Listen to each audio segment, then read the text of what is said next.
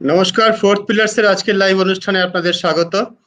আজকের আমাদের বিষয় বাংলায় এবার ত্রিমুখী লড়াই, আজকে দ্বিতীয় পর্ব। রবিবারে ব্রিগেড সমাবেশ, যেটা এখন রাজ্য রাজনীতির সব থেকে চর্চিত বিষয়, সেটা নিয়ে আমরা আলোচনা করছি। বাম, কংগ্রেস এবং ইন্ডিয়ান সেকুলার ফ্রন্ট বলে যে নতুন রাজনৈতিক শক্তির আবির্ভাব হয়েছে, তাদের যে সংযুক্ত মোর্চা, তাদের আবির্ভাবের ফলে কি এবার বাংলার আসন্ন বিধানসভা নির্বাচনের ছবিটা কিরকম দাঁড়াবে, তাই নিয়ে আমরা আলোচনা করব। আজকের আলোচনায় আমার সঙ্গে দুজন অতিথি রয়েছেন। আমার সঙ্গে আজকে রয়েছেন সিনিয়র জার্নালিস্ট নির্মাল্য মুখার্জি। নির্মাল্য, স্বাগত আমাদের অনুষ্ঠানে প্রথমবার। আর রয়েছেন অর্থনীতিবিদ, কলকাতার institute for development studies Kolkata, তার ফ্যাকাল্টি মেম্বার অর্থনীতিবিদ শুভনীল চৌধুরী। শুভনীল, তোমাকেও স্বাগত, তুমিও প্রথমবার আমাদের অনুষ্ঠানে। আর দর্শকদেরও স্বাগত। আপনারা এই অনুষ্ঠান আমাদের ফেসবুক পেজে পাবেন এবং একই সঙ্গে ইউটিউবে আগামীকাল আপনারা দেখতে পাবেন।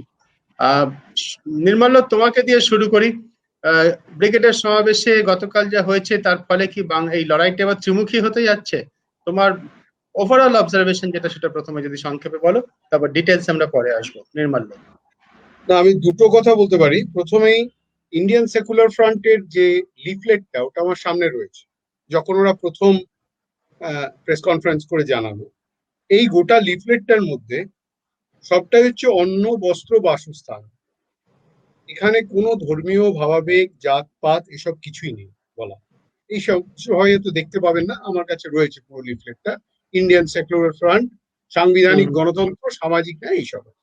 যাই হোক, তা এবার প্রশ্নটা উঠে গেল যে আব্বাস ওখানে বলার, আব্বাস যা লিখেছে আর যা বলছে, এই দুটোর মধ্যে পুরো ফারাক। কিন্তু ও যা বলেছে আর ওখানে যা বলছে, দুটো একদম তালমিল করেই বলেছে। কিন্তু আমরা যারা আলোচনা করছি, তারা একটা ধর্মের পার্সপেক্টিভ থেকে আলোচনাটা শুরু করে দিচ্ছে, কারণ ওটা কনভিনিয়েন্ট আলোচনা।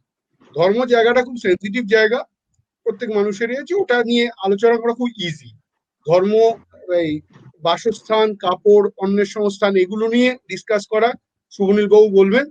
তার কারণ ওগুলো অর্থনৈতিক ব্যাপার, ওগুলোর মধ্যে সাধারণত মোটা মাথার লোকেরা ঢোকে। তারা ওই ধর্ম কে হিন্দু, কে মুসলমান, এইগুলোই দেখে। এবার এই যে ত্রিমুখী লড়াইয়ের কথা তুমি বলছো, আমার দুটো অবজারভেশন আছে। সেটা হচ্ছে আব্বাসের ওখানে প্রেজেন্স, যেটা নিয়ে এত চর্চা হচ্ছে। আব্বাসের প্রেজেন্সের দুটো ফ্যাক্টর কাজ করছে। একটা হচ্ছে হিন্দু কনসলিডেশন, আর একটা হচ্ছে মুসলিম কনসলিডেশন। এবার আমার ধারণা যে আব্বাস কালকে যা বলল এবং তারপরে যা যা হচ্ছে, তাতে খুব নির্দিষ্টভাবে বলছি সাংবাদিক হিসেবে, মমতা বন্দ্যোপাধ্যায়ের ওপর বাঙালি মুসলমানদের আস্থা আরো বেড়ে গেল। এক। দুই, বাঙালি মুসলমানরা মমতা বন্দ্যোপাধ্যায়কেই মা বলে ধরে নিয়ে কালকের পর ভোট দেবে। এক। দুই হচ্ছে বিজেপি যা যৎসামান্য এদিক ওদিক পড়ে টড়ে আছে, বিজেপির তো নিজস্ব কিছুই নেই, সবটাই হচ্ছে কারোর শ্রীচরণ থেকে নেওয়া। এই যে শ্রীচরণ থেকে নেওয়া, সেটা হচ্ছে তৃণমূলের একটা কিংবা বামপন্থীদের একটা বড় অংশ চলে গেছিল, এগুলো সবাই তোমরা জানো। এই যে বড় অংশটা চলে যায় 20% মতো, এই 20% অংশের মধ্যে মুসলমান আছে, হিন্দু আছে, সবই আছে। বিজেপি কে এবারে 2019-এ যা করেছিল তার থেকে অনেক ভালো করতে হবে, তাহলে বিজেপি কোথাও দাঁড়াতে পারে। 2% ভোট সুইং না করাতে পারলে বিজেপি 148-এর মার্জিনটা ক্রস করে না। আর যদি না করাতে পারে, তাহলে বিজেপি 100-র নিচে নেমে যাবে। এই 2%-এর মার্জিন, এই যে হিন্দু কনসলিডেশন যেটা বলছি, নতুন করে কোনো লাভ হবে না। যা কনসলিডেশন হবার অলরেডি হয়ে গেছে। বিজেপি যে 41% ভোট পেয়েছিল, তার মধ্যে মাত্র 10-11% কুড়িয়ে বাড়িয়ে ওরা কিন্তু ওই জায়গাটাতেই আছে। আর তার মানে তুমি যা বলছো, তাহলে সব মিলে দাঁড়াচ্ছে যে রবিবারের সমাবেশে আব্বাস সিদ্দিকীর যা বক্তব্য, ইন্ডিয়ান সেকুলার ফ্রন্টের যে অবস্থান, তাতে মমতা ব্যানার্জির সুবিধে, তাই তো? তৃণমূলের সুবিধে, অনেক সুবিধা। ঠিক আছে, এটা নিয়ে আরেকটু ব্যাখ্যা হয়তো তোমার থেকে পরে চাইবো। আমি শুভনীলের থেকে একটা যাকে বলে ওপেনিং কমেন্ট শুনতে চাই। শুভনীল, কিভাবে দেখছে ব্যাপারটাকে? না, আমার যেটা মনে হয় যে এক নম্বর, যেটা নির্মাল্য বাবু খুব সঠিকভাবেই বলেছেন, যে রুটি রুজির যে প্রশ্ন, খাদ্য অন্ন বাসস্থানের যে বাসস্থানের যে প্রশ্ন, সেই প্রশ্ন কিন্তু খুব একটা রেটোরিক্যালি দেখা গেল। চাই চাই, এটাকে চাই, সবাইকে চাকরি দিয়ে দেওয়া হবে, ইত্যাদি ইত্যাদি বামপন্থী নেতারা বলেছেন, আব্বাস বলেছেন। কিন্তু তারা যে আসলে কি করতে চায় সেটা এই আব্বাস সংক্রান্ত বিতর্কতাতে সম্পূর্ণ ঢাকা ঢাকা পড়ে গেছে। এটা হচ্ছে আমার কাছে একটা বড় ব্যাপার।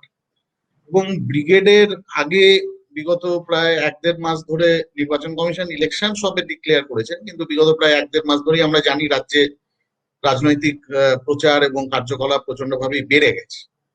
এবং এখানেও আমরা কিন্তু কোনো সদর্থক রাজনৈতিক বিতর্ক কোনো দলের থেকেই পাই। খেলা হবে, টুম্পা সোনা পিসি যাও, এ বলছে যে আমি আজকে অমুক দলে চলে যাচ্ছি, সে ওখান থেকে তমুক দলে চলে যাচ্ছে, সেই নিয়ে মিডিয়া সরগরম, সেই নিয়ে রাজ্য রাজনীতি সরগরম। কিন্তু মানুষের যে ইস্যু, এই নির্বাচনে মমতা ব্যানার্জির সরকার বিগত 10 বছরে কি কাজ করেছে এবং কি কাজ করতে পারেনি, বামপন্থীরা ক্ষমতায় আসলে তারা কি কাজ করবেন এবং কোন কাজটা করবেন না, ভারতীয় জনতা পার্টি থেকে আমি অবশ্যই এটা খুব একটা এক্সপেক্ট করি না, কিন্তু অন্তত সাধারণ মানুষ এক্সপেক্ট করবে যে তারা কি কাজ করবেন এবং কোন কাজটা করবেন না, এইগুলো কিন্তু মানুষ দেখতে পারেন। ইন্ডিয়ান সেকুলার ফ্রন্টের যে বক্তব্যটা উঠে আসছে, একটা দল সে গত 1 মাস আগে 22শে জানুয়ারি তারা হচ্ছে গিয়ে দলটি গঠিত হয়েছে, এবং সেই গঠিত হওয়ার 1 মাসের মধ্যে তারা পশ্চিমবঙ্গের রাজনীতিতে একটা বিশাল কোনো তফাৎ করে দিতে পারবে, এটা আমার একেবারেই মনে হয় না। বরং যেটা হচ্ছে, বামপন্থীরা যে চেষ্টাটা করছেন, যে 2019-এর ভোটে যেই ভোটটা বিজেপির দিকে চলে গিয়েছিল সেইটাকে ফেরানোর জন্য তারা কি লড়াইটা করছেন, এইটা কিন্তু এখনো আমার কাছে খুব একটা পরিষ্কার নয়। আর কারণ হচ্ছে যে আপনি যদি 2019-এর নির্বাচনের রেজাল্ট দেখেন, মুসলিম সমাজের 70% মানুষ, ন্যাশনাল ইলেকশন সার্ভে যে সিএসডিএস এর তরফ থেকে যে পোস্ট পোল সমীক্ষায় যে রিপোর্ট বেরিয়েছে, 70% মুসলমান মানুষ কিন্তু তৃণমূলকে 2019 সালে ভোট দিয়েছেন। এই কথাটা ঠিক যে তৃণমূল সরকারের বিরুদ্ধে হিন্দু মুসলমান নির্বিশেষে কিছু কিছু অ্যান্টি ইনকামবেন্সি রয়েছে, কেননা আমফানের দুর্নীতি, নানান রকমের দুর্নীতির অভিযোগ, এবং লোকাল লেভেলের গণতন্ত্রের একেবারে যাকে বলে কিনা 2018 পঞ্চায়েত নির্বাচনে আমরা যেটা দেখেছি এবং তারপরেও বিভিন্ন সময় যা দেখেছি, এর ফলে মানুষের মধ্যে একটা ক্ষোভ আছে। সেটার ধর্ম নেই, রাজনীতি ধর্ম নির্বিশেষেই সেই ক্ষোভটা আছে। সেই জায়গায় কেউ যদি সেটাকে ইনক্যাশ করতে চায় তাতে কারোর অসুবিধা হওয়ার কথা নয়, কিন্তু সেইটার পরিবর্তে কোন রাজনীতিটা পশ্চিমবাংলায় স্থাপিত হবে, এটা এই ব্রিগেড থেকে আমার কাছে অন্তত খুব একটা পরিষ্কার হয়নি। তার কারণ হচ্ছে গিয়ে যে যে কথাগুলি বলা হয়েছে ওগুলো খুব রেটোরিক্যাল কথা, ওগুলো শুনতে ভালো লাগে। আমি একটা উদাহরণ দিয়ে ব্যাপারটা বলার চেষ্টা করছি, যে আমরা যখন বিহারের নির্বাচন হবে দেখছিলাম, বিহারের নির্বাচনে বিরোধীরা হেরে গেলেও তারা কিন্তু একটা জনমুখী ইস্যুকে মানুষের সামনে নিয়ে এসেছিলেন। তেজস্বী যাদব এবং অন্যান্য যে জোট যারা করেছিলেন, ওখানেও একটা জোটই হয়েছিল, তারা কিন্তু মানুষের ইস্যুগুলোকে প্রবলভাবে সামনে নিয়ে এসেছিলেন, যার ভিত্তিতে আমরা দেখেছিলাম যে তেজস্বী যাদবের মিটিং এ যে ধরনের লোক হচ্ছে, এমনকি তেজস্বী যাদব প্রায় বিজেপির থেকে 1-2টো সিট উনি কম পেয়েছেন ফলত, এবং নীতিশ কুমারের সিটের সংখ্যা কমে গেছে। সেই বিহারের আলোচনা আজকের আলোচনার বিষয় নয়, কিন্তু পশ্চিমবঙ্গের বিরোধীদের মধ্যে সেই ধরনের কোনো ব্যাপক একটা যে পরিবর্তনের, যে নীতিগত পরিবর্তন এবং রাজনৈতিক পরিবর্তনের যে উদ্যমটা দেখার, সেটা এখনো অবধি কিন্তু চোখে পড়ছে না। আমি আমি আমি এই জায়গাটাতে আমি তোমার সঙ্গে একমত। বস্তুত আমি নিজেই লিখেছি এই একই বিষয় নিয়ে, যে এটা একটা আমি এখনো পর্যন্ত যতদূর দেখছি আর কি, 77 সাল থেকে ধরলে এতখানি রাজনীতি বিবর্জিত নির্বাচন বাংলাতে বোধহয় খুব কম হয়েছে। গত 1 বছরে সাধারণ মানুষ যা নিয়ে কথা বলেছে, যা নিয়ে ভাবিত হয়েছে, বিশেষ করে এই করোনার পরিস্থিতিতে মানুষের কাজ, মানুষের খাদ্যের নিরাপত্তা নিশ্চয়তা, মানুষের কাজের নিশ্চয়তা, মানুষের বাসস্থানের নিশ্চয়তা, এই সমস্ত ইস্যুগুলো যেগুলো ভোটে আসবে বলে প্রত্যাশা করা যায়, সেগুলো একেবারেই আসছে না। তার জায়গায় যেটা নির্মাল্য বলল প্রথমে, যে ধর্মটা একটা আলোচনার কেন্দ্রবিন্দুতে চলে আসছে। তা যদি হয় তা যদি হয় তাহলে শুভনীল তোমাকে জিজ্ঞেস করি আমি এটা, তারপরে নির্মলের কাছে যাব। ধর্ম যদি আলোচনার কেন্দ্রবিন্দুতে চলে আসে, তাহলে কি ধর্ম নিয়ে যারা রাজনীতি করে তাদের সব থেকে বেশি সুবিধা নয়? একদমই তাই। নির্মল বলছিল হিন্দু কনসলটেশন পুরোপুরি হয়ে গেছে, প্রশ্নটাকে আরেকটু এগিয়ে বলা যায়, হিন্দু কনসলটেশন কি আরো একটু বাড়তে পারে না? আমি ঠিক অতটা গভীরভাবে মানে রাজনীতিতে কনসলিডেশন কার দিকে হচ্ছে না হচ্ছে আমি অতটা ডে টু ডে চর্চা করি না, কিন্তু ডেফিনেটলি যদি ধর্মের ভিত্তিতে রাজনীতি পশ্চিমবাংলায় দানা বাঁধে, যেটা বেঁধে গেছে বলে নির্মলবাবু যে কথাটা বলছেন সেটাকে অস্বীকার করার জায়গা নেই। 2019 সালের নির্বাচনে আমরা তার একটা প্রতিফলন আমরা দেখেছি।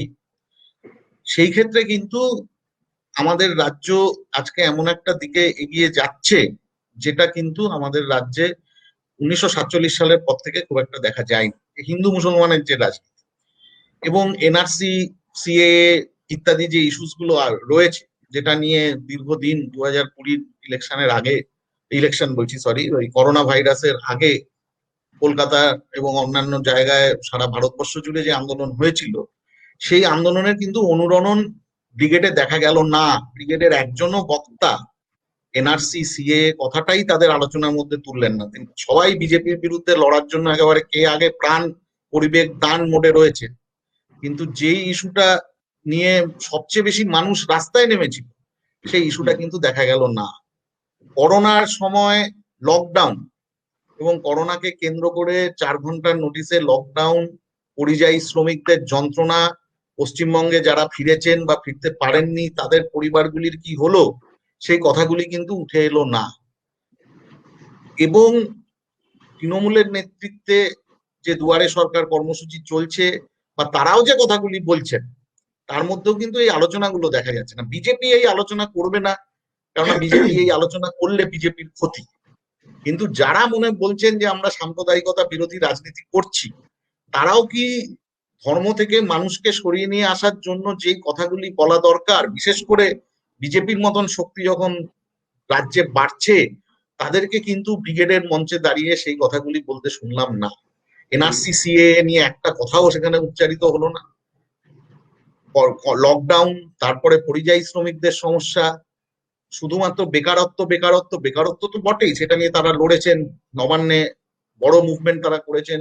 খুব দুর্ভাগ্যজনক ভাবে, অত্যন্ত অন্যায় ভাবে মহিদুল মিদ্দাকে পুলিশের আঘাতে মৃত্যুবরণ করতে হয়েছে, কিন্তু সেইটা দেখা যাচ্ছে না। এবং বিজেপি অন্যদিকে কিন্তু সম্পূর্ণভাবে একটা ধর্মীয় পোলারাইজেশন, তাদের ভিডিও ফেসবুকে আমরা হচ্ছে গিয়ে লাগাতার দেখছি, তারা কি বলছেন না বলছেন, খুবই চিন্তাজনক কথাবার্তা অনেকের মুখেই আমরা হচ্ছে গিয়ে শুনতে পাচ্ছি। আমি কারোর নাম এখানে বলতে চাই না। ফলত ধর্মের দিকে যদি পুরো ব্যাপারটা চলে যায় এবং সেখানে আইএসএফ এর যে কথাবার্তা, সেই কথাবার্তাগুলোর মধ্যে ধর্ম নেই এটা ঠিক, কিন্তু আইএফএস এর প্রতিষ্ঠাতার কিছু পুরনো বক্তব্য যেভাবে সোশ্যাল মিডিয়ায় ঘুরছে, যারা তাদের সাথে জোট করেছে বা যারা আইএসএফ এর সাথে যুক্ত, সেই বক্তব্যগুলি তারা পক্ষে না বিপক্ষে এটাও তারা ক্লিয়ারলি হচ্ছে গিয়ে বলছেন, যার ফলে মানুষের মধ্যে কিন্তু এই প্রশ্নগুলো থাকছে। যাচ্ছে। আমি নির্মল তোমার কাছে এই এই প্রশ্নটা দিয়ে একটু বিস্তারিত আলোচনা চাই, যে ধর্মভিত্তিক কোয়ালিশন, একজন প্রশ্ন করছেন যেটা, যে পশ্চিমবঙ্গে গত লোকসভার সময় আমরা প্রথম হিন্দু ভোট ব্যাংক ধারণাটির সঙ্গে পরিচিত হই। সত্যি কি এমন কোনো ভোট ব্যাংক এই রাজ্যে রয়েছে? তুমিও বলছিলে হিন্দু ভোট কনসলিডেশনের কথা। আমারও প্রশ্ন, আরো কি হবে না? আমি তোমাকে একটা ধরো, আব্বাস সিদ্দিকী সত্যি কোনো মানে ওখান থেকে কোনো ধর্মীয় কথা একটা বলেন রবিবারের সমাবেশ থেকে, কিন্তু আমাদের এখানে এই যে ফেজ টুপি পরে তার যে স্টেজে ওঠা, বাম নেতৃত্বে তাকে যেভাবে বরণ করে নেওয়া, এবং তিনি একদিন এটা ঠিকই যে কোনো কথা বলেননি, ধর্মীয় কোনো কথা বলেননি, কিন্তু বছরের বাকি 364 দিন যেটা ধর্মীয় সমাবেশে তিনি যে কথা বলেন, সে কথাগুলো তো অত্যন্ত প্রতিক্রিয়াশীল রক্ষণশীল কথা। 3 তালাক প্রশ্নে তার যে অবস্থান, সেটা তো অত্যন্ত প্রতিক্রিয়াশীল রক্ষণশীল কথা। একটা মানুষ 364 দিন একরকম কথা বলছেন, 65তম দিনে অন্য কথা বলছেন, আমি কোনটাকে ধরবো? এবং এই কথা যদি বামেরা কংগ্রেসের সঙ্গে একই মঞ্চ থেকে বলা হয়, তাহলে তো বিজেপির সুবিধাই হওয়ার কথা। আমার তো সরল বুদ্ধিতে তাই মনে হয়। তোমার কি মনে হয়? না, আমার একেবারেই সেটা মনে হয় না। তার কারণ হচ্ছে, আমি যে কথাটা বলছি তাহলে সেটা সত্য। সত্য ইন দ্য সেন্স যে তুমি যেটা বলছো সেটা এখানে এই যে লিফলেটটা আমার সামনে পড়ে রয়েছে, সেখানে আমি একটা লাইন পড়ে দিচ্ছি, পড়লে তুমি জিনিসটা আরো পরিষ্কারভাবে বুঝতে পারবে। শুনতে পাচ্ছ? হ্যাঁ, পরিষ্কার বলো, আমি শুনছি। এই যে অন্ন, বস্ত্র, বাসস্থানের অভাব সৃষ্টি করে রেখেছে, এমনকি সরকারি শিক্ষা ব্যবস্থাকে পঙ্গু করে দিয়েছে। এই অবধি ঠিক আছে। পরের লাইনটি হচ্ছে, বিভেদকামী গোষ্ঠীর বর্ণভিত্তিক সমাজ ব্যবস্থা, তাদের ধারক ও বাহকরা পুঁজিবাদী শক্তির সঙ্গে হাত মিলিয়ে অধিকাংশ ভারতীয়কে দুস্থ নিঃস্ব করে তুলেছে। আমি একটা কথা বলি সুদীপ্ত, এই বাংলা ভাষা আব্বাস সিদ্দিকের গ্রুপে যারা আছে তারা কেউ লিখতে পারবে না। এই বাংলা ভাষা সিপিএম এর লিখে দেওয়া, কারণ এই ভাষা আমরা বহুবার পড়েছি। এই লিফলেট সিপিএম এরই লেখা, এবং সিপিএম এটা লিখেছে। সিপিএম এর একজন পার্টিকুলার, যাকে মমতা বন্দ্যোপাধ্যায় হসপিটালের একটা কেসে একদম হাতে সরাসরি ধরে ফেলেছিলেন, সেটা হচ্ছে রামকৃষ্ণ মিশন সেবা প্রতিষ্ঠানের ওপর তলাটা তিনি এবং তার স্ত্রী মিলে নিজস্ব বাড়ি হিসেবে ব্যবহার করছিলেন, যেটা হাসপাতালের ইস্যু ছিল। চিত্তরঞ্জন, ঠিক আছে। এবং এটা তারই এজেন্ডা, তিনি সেই এজেন্ডাটা পুশ করছেন। তার কারণ এজেন্ডাটা একটাই, ধর্মের ভিত্তিতে করে যদি মমতাকে কোনোভাবে হারিয়ে দেওয়া যায়, তাহলে মমতাই তার কাছে প্রধান শত্রু। বিজেপি তারা একটা আরএসএস এর পেছন থেকে ব্যাকিং নিয়ে একটা ইডিওলজিক্যাল পার্টি। তার কারণ আমি যতটুকু সিপিএম কে বুঝেছি সাংবাদিকতা করে, সিপিএম কোনোদিন বিজেপি বলে কিছু অস্তিত্ব স্বীকার করেনি। তারা আরএসএস টাই বুঝেছে, এবং সেটা সে সত্যিই বুঝেছে, ঠিকই বুঝেছে। এবং বিজেপির এখানে আসার পর থেকে 2019-এর আগে বিজেপির কি অস্তিত্ব ছিল? 3টে সিট, 4% ভোট, সেটা বেড়ে 41% ছিল। কাদের দয়ায়? কংগ্রেস সিপিএম এর দয়ায়। এটাই অব্দি তো সিম্পল কথা। এবার এই যে হিন্দু কনসলিডেশনের কথা আমি বলছি, পশ্চিমবঙ্গে যে হিন্দু কনসলিডেশন হয়নি, বাংলাদেশের প্রশ্ন তারা যেগুলো তুলছে, এগুলো অনেক আগে উঠেছে, কিন্তু কোনো লাভ হয়। আর নতুন করে কোনো হিন্দু কনসলিডেশন হবে না। তাই তারা ম্যানিফেস্টো তৈরি করতে গিয়ে 3বার করে খাবি খাচ্ছে। একবার ম্যানিফেস্টো তৈরি হলো, আবার দিল্লি থেকে গত দুদিনে বিনয় সহস্রবুদ্ধি, তেজস্বী সূর্য, ভূপেন্দ্র যাদব সব এসে আবার নতুন করে করছে। তার কারণ হচ্ছে ওটা একটা মমতা ব্যানার্জির প্লেগিয়ারিজম হয়েছিল, তাদের পছন্দ হয়নি। এখানে স্বপন দাশগুপ্তর মতো পণ্ডিত ব্যক্তিদের এনে করেছে, তারা বাংলার সঙ্গে কোনো যোগাযোগ, সে ক্যালকাটা কেমিক্যালস এর মালিক ছিল, ঠিক আছে, তার সঙ্গে বাংলার যোগাযোগ কিছু হয় না। সে পিএইচডি করেছে, অক্সফোর্ডে ডক্টরেট করেছে, সব ঠিক আছে, মেনে নিলাম। মিদনাপুর নিয়ে করেছে, তো মিদনাপুরে গিয়ে লড়ুক না, সেখানে কেন শুভেন্দু? কিন্তু পিএইচডি করেছে না ডক্টরেট করেছে, সিম্পল কথা। আমি বুঝি যেটা একদম গ্রাউন্ড লেভেলে খুব সোজা হিসেব বিজেপির একটাই, সেটা হচ্ছে ধর্ম। হিন্দুত্ব ছাড়া কোনো এজেন্ডা নেই।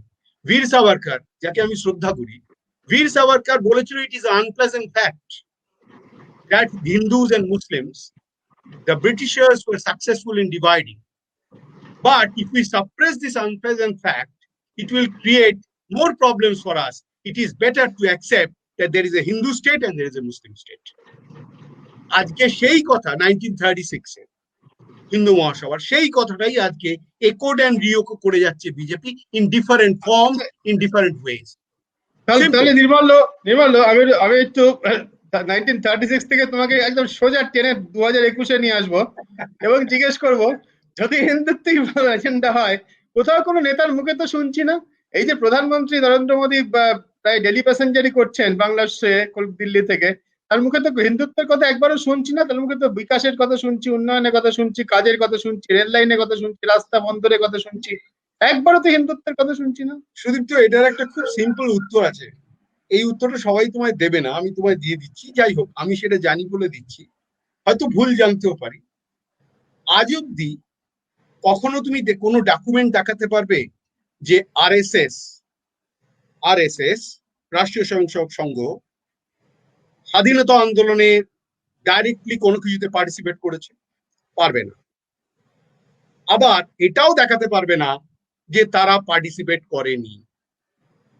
আজকে নরেন্দ্র মোদী প্রচার প্রমুখের আন্ডারে কাজ করতেন, ভগৎজি তখন প্রচার প্রমুখ ছিলেন, ঠিক আছে, উনি শিখেছেন। আরএসএস এর কোনো কিছু ডকুমেন্টেড থাকে না। আরএসএস ওপরে যা বলে তার ভেতরে যে আলোচনা হয় কোনো কিছু ডকুমেন্টেশন থাকে না। আরএসএস এর স্ট্রাকচারের মধ্যে কমিটি বলে একটা জিনিস আছে, প্রতিনিধি সভা বলে একটা জিনিস আছে, সেখানে সিম্বায়োসিসটা হয়, সেগুলো অনেক লোকে জানে না। কিন্তু এই যে আমরা বলি it is a socio culture, আমার পুরনো এডিটর বলতেন it is a socio cultural organisation, আমি চিরকাল বলে এসেছি এটি পলিটিক্যাল অর্গানাইজেশন। নরেন্দ্র মোদী কোনোদিন বলবেন না যে এখানে হিন্দুত্ব তুমি জারি করো, হিন্দু রাষ্ট্রের কথা বিজেপির কোনো ডকুমেন্টে পাবে না, কোনো এতে পাবে না, আরএসএস এর কোনো ডকুমেন্টে পাবে না, শুধু প্রার্থনাটা ছাড়া। সুতরাং তোমরা যে ডকুমেন্ট খুঁজে আরএসএস কে আটকাবে কিন্তু ধরবে, সেটা কোনোদিন হবে না, সবটাই মৌখিক। তার কারণ শিক্ষা হচ্ছে শ্রী অরবিন্দ ঘোষ একজন ন্যাশনাল আইকন ইন্টেলেকচুয়াল, তার ভাই বারুণ ঘোষের অনুশীলন সমিতি জীবনে কখনো কোনো ডকুমেন্ট রেখে যায়, তাদের কথা হতো মৌখিক, সেখান থেকে তার ট্রেনিং হয়েছিল। ডাক্তারজি, আমি তোমাকে কোরের কথাটা বলে দিই। সুতরাং তুমি যদি বলো যে নরেন্দ্র মোদী এখানে এসে বিকাশের কথা বলছে, ওই হিন্দুত্বের কথা বলছে না। এখানে যাদেরকে নরেন্দ্র মোদীরা পাঠিয়েছেন বেঙ্গলি কালচারের কথা বলেছেন, সংস্কৃতর কথা বলেছেন, সংস্কৃত শিক্ষার ম্যানিফেস্টোতে রাখার কথা বলেছে, প্রাথমিক স্তর থেকে সংস্কৃত পড়ানো দরকার কথা বলেছে, রবীন্দ্রনাথ পড়াবো, বিবেকানন্দ পড়াবো, এগুলো কি? এদের কিন্তু কমপ্লিটলি পড়ানো হয় না। উনি নিজেও যেমন কমপ্লিটলি কোট করেন না, পার্টে কোট করেন। আর্য পত্রিকায় শ্রী অরবিন্দ কি লিখেছেন, ওই যেটুকু relevant to Indian culture civilisation ওইটুকু তুলে নিন, বাকিটা আর বললেন না। সুগত বোস সেটাই ধরেছেন। লাস্ট যখন অরবিন্দকে কোট করলেন, সুগতদা ওটাই ধরলেন যে করলে পুরোটা করুন, 10টা লাইন করুন, 4টে লাইন করে ছেড়ে দিচ্ছেন। সাংবাদিক হিসেবে এগুলো তো আমি সত্যের অপলাপ করতে পারবো না।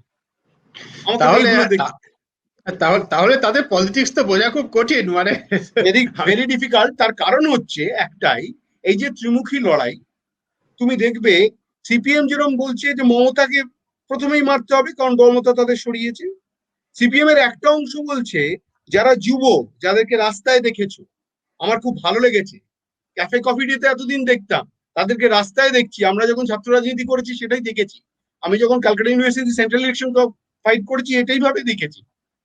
কিন্তু যখন তাদেরকে রাস্তায় দেখছি ভালো লাগছে, কিন্তু যারা ওই পক্ষকে ওপরে বসে আছে তাদের কিন্তু ওই একটা গ্রাজ যে মমতাকে সরাবো যে করে। কিন্তু এরা বলছে না, BJP is a bigger threat in terms of ideology, কারণ অনেক লম্বা দড়ির প্লেয়ার সে, তাকে অ্যাটাক করো।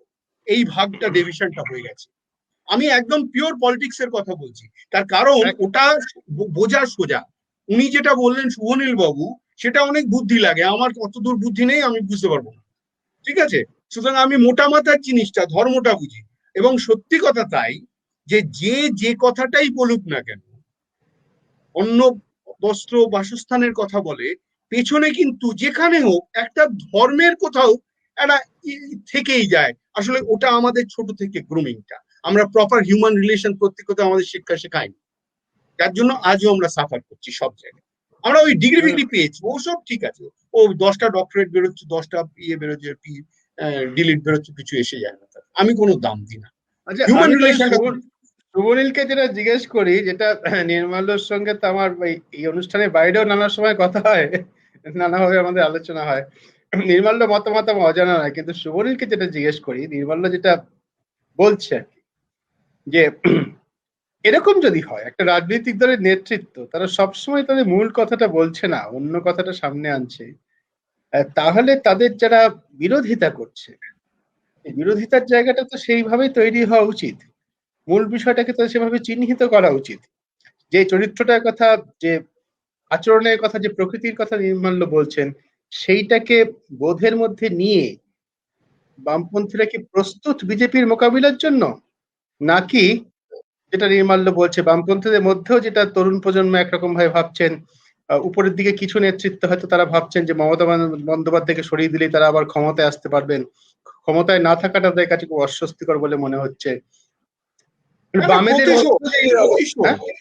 আসলে হচ্ছে প্রতিশোধ প্রথম, ঠিক আছে, যেভাবেই দেখা যায়। আমাদের 34 বছর আমরা এখানে মৌরসি পাট্টা তৈরি করেছিলাম, আমাদের সে ছুঁড়ে ফেলে দিয়েছে। সুতরাং যেন তেন প্রকারে তাকে আগে আঘাত করো, বড় শত্রুকে আইডেন্টিফাই করো না। তো এইখানে কি এইখানে বামপন্থীদের যে বিচার, সেটাকে শুভনীল তুমি কিভাবে দেখছো? এটা তোমারও মানে তুমিও তো এখন বেশ একটু অ্যাক্টিভলি পলিটিক্স করছো, মাঝে মধ্যে দেখছি রাস্তাঘাটে বক্তৃতা দিচ্ছ। প্রত্যক্ষ রাজনৈতিক দলের সমর্থনে হয়তো নয়, কিন্তু কৃষকদের সমর্থনে আমি দেখেছি তুমি পাবলিকলি অ্যাপিয়ার করেছো নানা জায়গায় কৃষক আন্দোলনের সময়।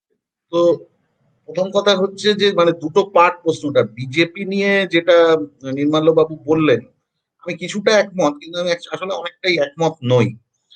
বিজেপি যে কথাগুলো বলে বা যে কথাগুলো ওরা করে, তার মধ্যে একটা যেটাকে আমরা বলি হচ্ছে ডগ হুইসলিং পলিটিক্স আছে। সিএ এর বিরুদ্ধে যখন আন্দোলন হচ্ছে, প্রধানমন্ত্রী বললেন পোশাক দেখে চিনে নিন যে কারা ট্রেন ভাঙচুর করছে।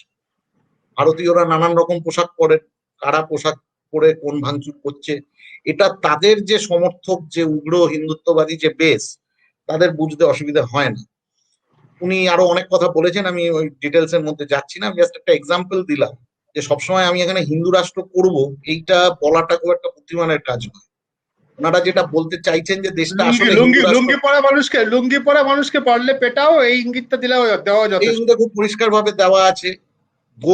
গরু হঠাৎ মাতা হয়ে গেছেন, এরকম আরো অনেক আগেকার আমাদের দেশের সংবিধান প্রত্যেক মানুষকে তার নিজের মতন ভাব ভালোবাসা করে পূর্ণ স্বাধীনতা দিয়েছে, তারা কাকে বিয়ে করবেন কাকে বিয়ে করবেন না।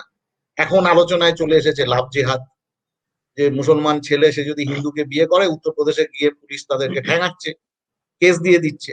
এবং আরো একটা সাংঘাতিক ব্যাপার আছে, যে যারা এর বিরুদ্ধে কথা বলবে, আজকে আমরা এখানে বসে আলোচনা করছি, এটা যদি উত্তরপ্রদেশ হতো, হয়তো আমার বাড়িতে রাতের বেলা পুলিশ আসে। একটি বাচ্চা মেয়ে সে একটা টুইট করছে, তার জন্য তাকে হচ্ছে গিয়ে ধরে নিয়ে যাওয়া হচ্ছে, অ্যারেস্ট করা হচ্ছে, জেলে ঢুকিয়ে দেওয়া হচ্ছে। সুধা ভারদ্বাজ, বারবারা রাওয়ের মতন বুদ্ধিজীবীরা তারা হচ্ছেন গিয়ে জেলের মধ্যে পড়ছে, নানান তেলটুমের মতন দলিত বুদ্ধিজীবী জেলের মধ্যে পড়ছেন। আর কপিল মিশ্রার মতন একজন লোক, যে খুলেআম দিল্লির দাঙ্গার সময় নানান কথা বলেছেন, গলি মারো সালোকো স্লোগান দিয়েছেন, তিনি ঘুরে বেড়াচ্ছেন। ফলত তাদের কথায় এক কাজে আরেক, বিষয়টা এরকম নয়। বিষয়টা হচ্ছে তাদের কথা এবং কাজ দুটোকেই আমাদের দেখতে হবে, এবং সেখানে এটা মানতে হবে যে ভারতীয় জনতা পার্টি তাদের যে কোর এজেন্ডা, অর্থাৎ কিনা রাম মন্দির বানানো, 370 ধারা বিলোপ, এগুলোতে অনেকটাই তারা সফল হয়ে গেছে। এবং এই রাজনীতি বাদ দিলে, হিন্দুত্বের রাজনীতি বাদ দিলে ভারতীয় জনতা পার্টির খুব বেশি কিছু অবশিষ্ট থাকে বলে আমার মনে হয় না। এবং পশ্চিমবঙ্গে দাঁড়িয়ে বিশেষ করে তারা আজকে বিবেকানন্দকে অ্যাপ্রোপ্রিয়েট করতে চাইছেন, রবীন্দ্রনাথকে অ্যাপ্রোপ্রিয়েট করতে চাইছেন, নানান রকম কথাবার্তা তারা বলছেন। তার কারণ হচ্ছে যে পশ্চিমবঙ্গে বামপন্থীদের রাজনীতির জন্যই দীর্ঘদিন, আমি নিজে উদ্বাস্তু পরিবারের সন্তান, আমার ঠাকুরদা ওই ওপার বাংলা থেকে এপার বাংলায় এসেছিল, কিন্তু আমার বাবা কাকারা কোনোদিন আমাদেরকে মুসলমান খারাপ এটা শেখায়নি, বামপন্থী রাজনীতির দিকে আমাদের নিয়ে গেছে, যার জন্য পশ্চিম বাংলাতে এসে উগ্রভাবে মুসলমান বিরোধী কথাবার্তা বলা সম্ভব। তার জন্য তারা এখানে একটা, যাকে আমি বলবো একটা হচ্ছে গিয়ে মুখোশ তারা হচ্ছে পড়ছেন। কিন্তু অন্যদিকে একই সাথে সাথে তারা বলছেন তারা এখানে এনআরসি লাগু করবেন, তারা হচ্ছে গিয়ে এখানে নাগরিকত্ব আইন লাগু করবেন, তারা এখানে হচ্ছে গিয়ে কোট আনকোট বেগম মমতাজ বেগমকে তারা হচ্ছে গিয়ে রাজ্য থেকে তাড়াবেন, এবং কমিউনিস্টদের সম্পর্কে তো তারা যা কথা বলছেন। মুশকিলটা হচ্ছে যে যাদের যাদের জন্য, যাদের এই আন্দোলনের সামনে থাকার কথা ছিল, অর্থাৎ বামপন্থীদের, তারা এই কে বড় শত্রু এই ধরনের একটা অদ্ভুত ডিবেটের মধ্যে তারা চলে গেছে। ভারতীয় জনতা পার্টি, আমি নিজে ব্যক্তিগত মনে করি ভারতীয় জনতা পার্টি যদি পশ্চিমবঙ্গের ক্ষমতায় আসে, পশ্চিমবঙ্গের সর্বনাশ হয়ে যাবে। আমার মনে হয় অতি বড় সিপিএম সমর্থকও এই কথাটার সাথে দ্বিমত তারা হচ্ছে পোষণ করবে না, যে ভারতীয় জনতা পার্টিকে কোনো অবস্থাতেই পশ্চিমবঙ্গের সরকারে আসতে দেওয়া মানে পশ্চিমবঙ্গের কপালে অশেষ হচ্ছে গিয়ে দুঃখ আছে। কিন্তু একই সাথে সাথে একটা বামপন্থী দলের থেকে তো এটা এক্সপেক্টেড নয় যে তারা হচ্ছে গিয়ে এখানে যারা শাসক দল তাদের বিরুদ্ধে কিছু বলবেন না। সমস্যাটা যেটা তৃণমূলের বিরুদ্ধে বামপন্থীরা বলছে, এটা সমস্যা নয়। সমস্যাটা যেটা, সেটা হচ্ছে একটা ব্যালেন্সের অভাব থাকছে। তারা এনআরসি সিএ, যেটা আমি বারবার বলছি, তার কারণ আমি এনআরসি বিরোধী আন্দোলনের সাথে ডাইরেক্টলি যুক্ত, বিগত 2 বছর ধরে আমরা এটা করছি, এখনো আমাদের একটা প্রোগ্রাম চলছে। এনআরসি সিএ নিয়ে একটি কথা ব্রিগেডে বলা হলো না। 28শে ফেব্রুয়ারি আগে গত বছরে যে লকডাউন হয়েছিল তার কি পরিণতি, লাভ জেহাদ, এই ধরনের যে বিভিন্ন জিনিসগুলি আছে সেগুলো নিয়ে বিজেপির বিরুদ্ধে যে সাংঘাতিক পলিটিক্সটা করা দরকার, যেটা মানিকবাবু বলে গেছেন আমাদের রাজ্যে এসে, ত্রিপুরার প্রাক্তন চিফ মিনিস্টার, যে আর যাই করুন বিজেপিকে ভোট দেবেন না। ত্রিপুরার দিকে তাকিয়ে দেখুন, আর যাই করুন বিজেপিকে ভোট দেবেন না। তৃণমূলের বিরুদ্ধে যারা ক্ষিপ্ত তারা আমাদেরকে ভোট দিন, আমরা হচ্ছে গিয়ে সরকারে আসবো, আমরা সরকার চালাবো, কিন্তু আর যাই করুন বিজেপিকে ভোট দেবেন না। এই কথাটা কোথাও না কোথাও একটা ফাঁক থেকে যাচ্ছে, এই কথাটা সঠিকভাবে হয়তো সামনে আসছে না, যার ফলে হচ্ছে গিয়ে কিছু কিছু কনফিউশন হচ্ছে থাকছে। ফলত রাজ্যে বিরোধী দলের মধ্যে একটা তো ঠিক, নির্মলবাবু তার একদম শুরুর বক্তব্যে যেটা উনি বলেছেন, যে আজকের দিনে ঘটনা যেটা, সেটা হচ্ছে বামপন্থীদের ক্রমাগত। এক মিনিট, একজন ভোটার হাতে একটাই ভোট। এমন নয় যে আমি বিজেপিকে ভোট দেব না, সুতরাং একটি ভোট তৃণমূলকে দিলাম, একটি ভোট বামফ্রন্টের বা বাম কংগ্রেস জোট, আইএসএফ জোটকে দিলাম, এটা তো সম্ভব নয়। একজন মানুষের একটাই মাত্র চয়েস। এই পরিস্থিতিতে যিনি অতীতে বামফ্রন্টকে ভোট দিতেন, যেই সংখ্যাটা 10 বছর আগেও ছিল প্রায় 40% বেশি, কখনো 49% পর্যন্ত আমরা দেখেছি, সেই মানুষগুলি কি করবেন? তারা কাদের ভোট দেবেন? দুটো ভোট তো নেই, এমন না বিজেপিকে না দিয়ে একটা ভোট তৃণমূলকে দিলাম, একটা ভোট সিপিএম কে দিলাম, তা তো হবে না। একটাই ভোট দিতে পারবে সে। অতীতে দেখা গেছে তৃণমূলকে হারানোর জন্য, 19 সালের শিক্ষা বলে, তৃণমূলকে হারানোর জন্য সে বিজেপিকে ভোট দিয়েছে।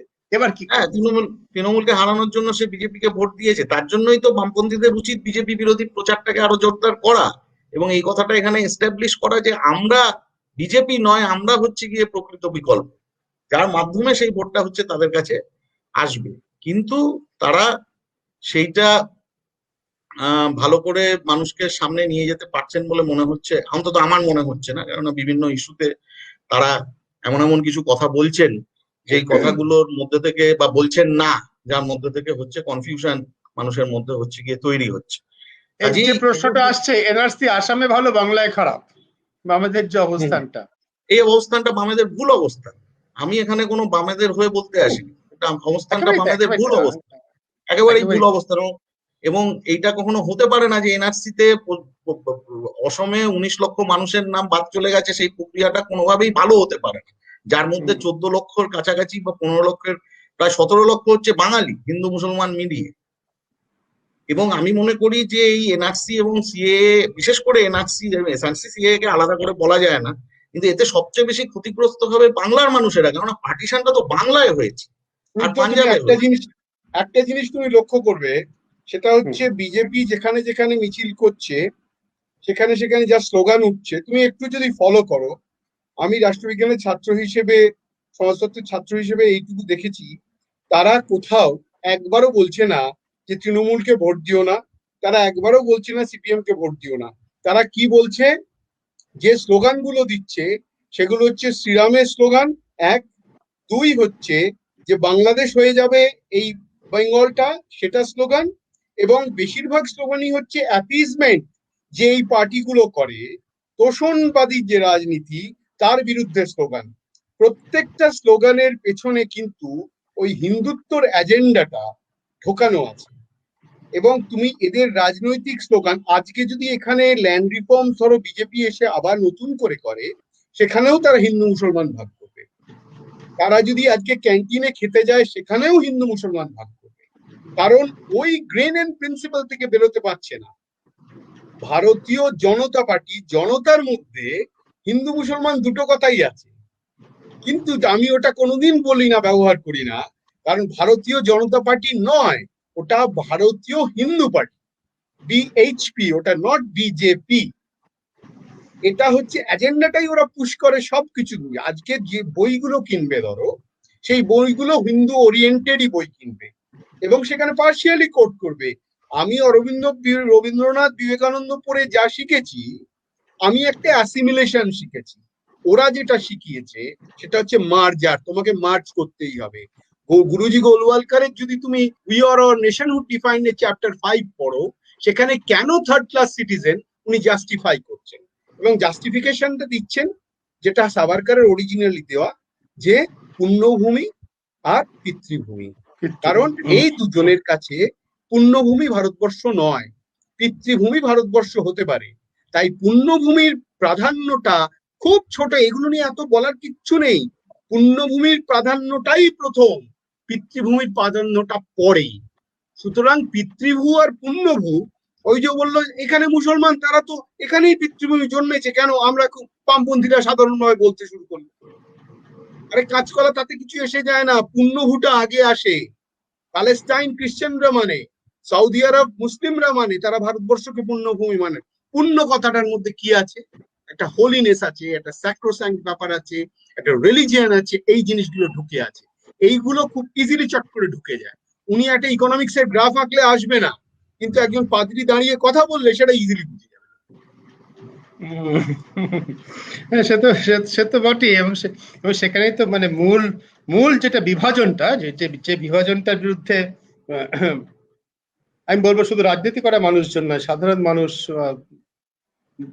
সুস্থ চেতনা সম্পন্ন মানুষ, তারা অনেকেই ভাবেন মূল বিভাজনটার বিরুদ্ধেই তো আসল লড়াইটা, মানে আসল আমি জায়গাটা তো কোনো সেটাই। বিরোধিতা করছি না, আমি কিন্তু একটা স্টেটমেন্ট অফ ফ্যাক্ট করছি, যেটা হচ্ছে, যেটা আমি বুঝেছি। আমি ভুল বুঝতে পারি, সবটাই আমি ভুল জানতে পারি, এরকম না হতে পারে। ঠিক আছে, কিন্তু আজ ঠিক আছে, তুমি অবশ্যই তোমার বোঝাটাই বলবে, ওটা তো ঠিকই। তুমি আমার যেটা মনে সেই হয়েছে, আমার নিজের বিচারে আমার যেটা দেখতে লাগে, সেইখানেই তো খুব মূল সমস্যার জায়গাটা, যেটাকে আধুনিক রাষ্ট্রে নাগরিকের সঙ্গে রাষ্ট্রের সম্পর্ক, তার ভালো থাকা, তার ওয়েলফেয়ার, এই সমস্ত যে ভাবনাগুলো, সেই সমস্ত ব্লার্ড হয়ে যাচ্ছে, করা আছে, অস্পষ্ট হয়ে যাচ্ছে যখন সামনে ওই পর্দাটা চলে আসছে, যে পর্দাটা হচ্ছে ধর্মের পর্দা, যেটা দিয়ে সবকিছু ঢাকা পড়ে যাচ্ছে। তার মানে ঘটনাটা কি?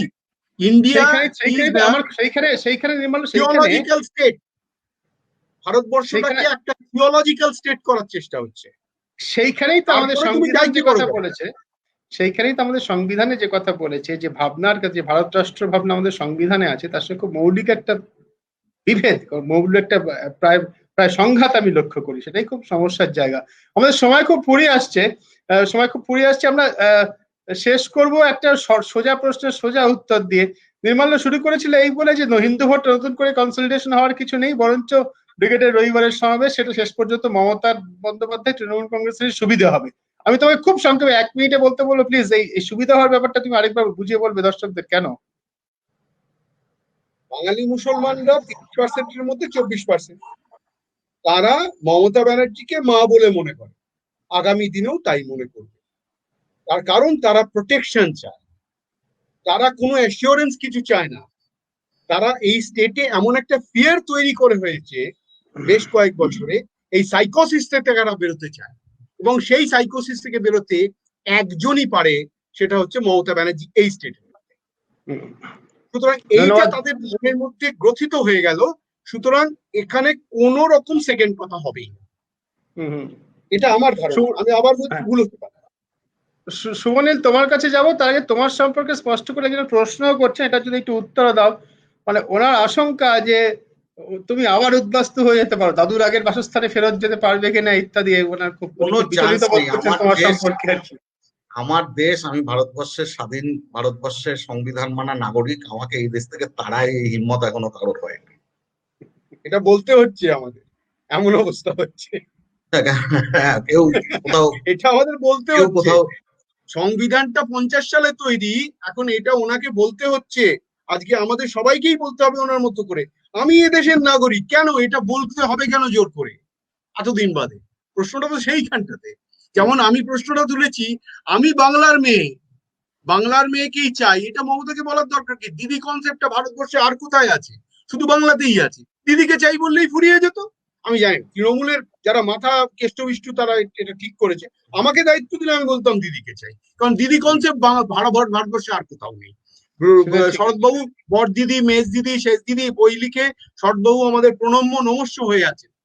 দিদি কনসেপ্টটা এখানে, দিদিকে চাই বললেই শেষ হয়ে একদম যায়। একদম একদম, এটা মনে আছে শাবানা আজমি একবার আমাকে খুব চমৎকার বলেছিলেন যে ওনার কলকাতায় আসতে ভালো লাগে এই জন্য যে এখানে অনেকে ম্যাডাম বলে না, দিদি বলে, এবং হ্যাঁ। দিদি ডাকতে শুনতে এত মিষ্টি লাগে ওনার। হ্যাঁ, দিদি সুবনীল, কথাটা তুমিও যেটা বলি, বললে দিদি সত্যি বলি, তো। এত মিষ্টি এবং কথা, এত তো মিষ্টি সুবনীল দিদি যে ভাই কথাটা বলে বললো যখন বাইরে থেকে ডাকে হ্যাঁ, তোমার ভালো লাগে, তোমার মা শব্দটা যেরকম ভালো লাগে ঠিক দিদি শব্দটাও ভালো লাগে। সেখানে বাংলার মেয়েকে এত বড় একটা স্লোগান, আমি জানি আমার অন্তত বুদ্ধিতে আসে না কি আচ্ছা যুক্তিতে। ঠিক ঠিক ঠিক আছে ঠিক আছে নির্মল, তোমাকে যদি তৃণমূল অ্যাডভাইসার হিসেবে চাই তখন দেখা যাবে তুমি কি বলবে। ওটা আমার কাজ না, আমার কাজ লেখা, আমি লিখতে পারবো, অ্যাডভাইস করতে পারবো। সুবর্ণ যেটা চমৎকার বললো যে প্রশ্নই বা আসে কোথা থেকে, সে কখন উনি যেটা যে প্রশ্নটা যে উনি কি আবার নিজের আদি বাসস্থানে ফিরে যেতে, আদি বাসস্থান কার, কে কোথায়, আদি বাসস্থান তো সবার আফ্রিকাতে, ইথিওপিয়াতে, কত পিছন দিকে যাবো। এবং শুধু আমার কথা নয়, যেটা বোধহয় উনি কেন প্রশ্নটা করেছেন আমি বুঝতে পারলাম না। আমি যে শুধু এটা আমি বলছি তা নয়, ভারতবর্ষে যারা আছে, যারা এখানে বসবাস করছে, তাদেরকে এই দেশ থেকে তাড়ানোর অধিকার ভারতবর্ষের কোনো সরকারকে ভারতের জনগণ দেয়। একদম।